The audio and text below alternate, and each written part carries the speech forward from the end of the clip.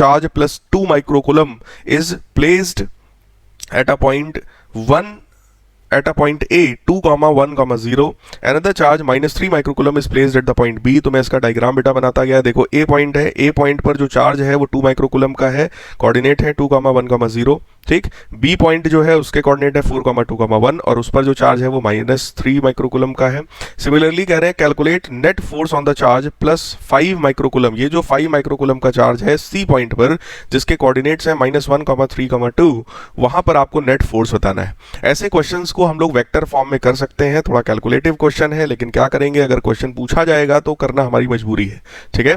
तो देखिए कैसे करेंगे हम लोग। वेक्टर फॉर्म में मैंने आपको कूलम्स लॉ पढ़ाया था, F = 1/4πε0 Q1 Q2/r³ R vector, ठीक है। तो सबसे पहले हम लोग को देखना चाहिए फोर्सेस कौन से हैं और किस डायरेक्शन में हैं। तो ध्यान से देखिए, A पॉजिटिव चार्ज है, C पर भी पॉजिटिव चार्ज है, दोनों रिपेल करेंगे तो फोर्स देखो ये रेड कलर से मैंने शो किया है FAC वेक्टर, तो ये फोर्स हो जाएगा आपका, ठीक है।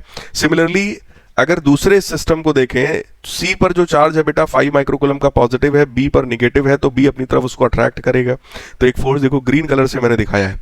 अगर C पॉइंट पर आपसे नेट फोर्स पूछा जाए तो वो नेट फोर्स आप यहाँ पे सिंपली बता सकते हैं the sum of FAC as well as FCB। तो यही दो फोर्सेस अपने को चाहिए वेक्टर फॉर्म में और मैं इसको ऐड करूंगा। जल्दी से देखिए, अगर मैं ट्रायंगल OAC ट्रायंगल में अगर मैं देखूं तो triangles law of vector addition क्या कहता है भाई, OA vector plus AC vector equal to OC vector. तो देखिए मैंने लिखा हुआ है यहां से बेटा AC वेक्टर मैंने निकाला, AC वेक्टर की वैल्यू कितनी आ गई है, OC vector minus OA vector, ठीक है। तो AC वेक्टर की वैल्यू OC माइनस OA आ गई, तो मैंने यहां से देखिए RAC वेक्टर निकाला। ये जो RAC वेक्टर है, ध्यान से देखो, OC वेक्टर मैंने लिख दिया जिसकी वैल्यू आपको पता है, OA की वैल्यू आपको पता है, रख करके मैंने सब्ट्रैक्ट कर दिया, ठीक है। इसका मैग्नीट्यूड निकालना है तो अंडर रूट के अंदर I कोफिशिएंट का स्क्वायर प्लस J के कोफिशिएंट का स्क्वायर प्लस K के कोफिशिएंट का स्क्वायर, तो ये अंडर रूट 17 आ गया, ठीक है। तो ये देखिए हमारे पास फोर्स FAC आ गया जिसकी वैल्यू है 1/4πε0 Q1 Q2। यहाँ पे चार्ज है 2, यहाँ पे चार्ज है 5, मल्टीप्लाई करेंगे हो जाएगा 10 माइक्रो का स्क्वायर मतलब 10 की पावर -6 का स्क्वायर जब करेंगे तो 10 की पावर -12 होगा, ठीक है। तो ये आपकी वैल्यू आ जाएगी ओवरऑल, कितनी वैल्यू आ जाएगी, एक मिनट। तो सॉल्व करके आपने जो वैल्यू निकाली है वो वैल्यू आ गई कुछ इस तरीके की, ठीक है।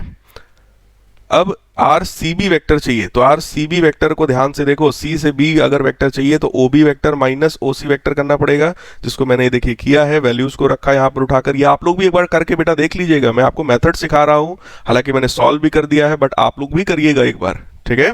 तो RCB वेक्टर आपके पास आ गया, मैग्नीट्यूड मैंने निकाल लिया, अंडर रूट 27 आ गया, उसको उठा के रखा, तो सिमिलरली FCB वेक्टर आया बेटा, ठीक है।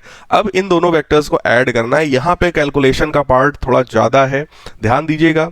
ये जो 1/4πε0 है इसकी वैल्यू होती है 9 × 10⁹, ठीक। ये वैल्यू और 9 × 10⁹ को पूरा सॉल्व मैंने किया, सॉल्व करके आया 0.00128, ठीक। बाकी आगे का ये पूरा जो वेक्टर पार्ट था मैंने एज इट इज लिख दिया। सिमिलरली इधर वाला ये जो पोर्शन है, इस पोर्शन को मैंने सॉल्व किया तो वैल्यू आई 0.00096 टाइम्स आगे जो कुछ लिखा है वो एज इट इज मैंने लिख दिया। इसको बेटा मैंने अंदर मल्टीप्लाई करके सॉल्व किया, ये आया। अगर आपसे नेट फोर्स का मैग्नीट्यूड पूछा जाता तो आप अंडर रूट के अंदर ये करके निकालते, हालांकि ये काफी कैलकुलेटिव था, मैंने खुद मोबाइल के कैलकुलेटर से किया है, ठीक है। तो इतना कैलकुलेटिव क्वेश्चन वैसे बोर्ड एग्जाम्स में नहीं आता है, बट इस वैरायटी का क्वेश्चन आपसे पूछा जा सकता है, ठीक है, जिसमें आपको कुछ चार्जेस दे देंगे, कोऑर्डिनेट्स दे देंगे, आपको जो क्वेश्चन दिया जाएगा वो थोड़ा सिंपल दे देंगे जिसकी कैलकुलेशन इजी हो, बट ऐसे क्वेश्चंस पूछे जाते हैं।